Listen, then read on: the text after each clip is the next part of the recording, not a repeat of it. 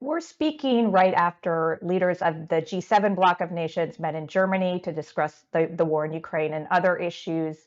And President Zelensky reportedly told the G7 leaders that he wants the war to be concluded by the end of 2022. I'd love to hear your reaction on that comment. And also, there has been a pretty active debate, at least here in the United States, about what the United States and its European allies' position should be in encouraging potentially any concessions by Kyiv in potential negotiations with Russia. Do you believe that Ukraine should really attempt to push back to the pre 2014 borders of Ukrainian control, or do you believe that a more realistic scenario would be looking at the pre February 24th situation? Well, I think what we should not forget is that this was an unprovoked invasion, a country's territorial sovereignty being not only threatened, but trampled on.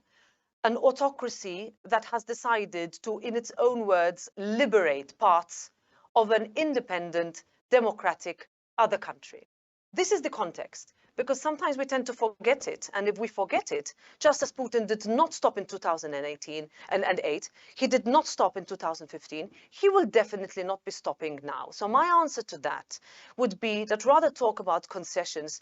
The war will end when Ukraine says that the war has ended.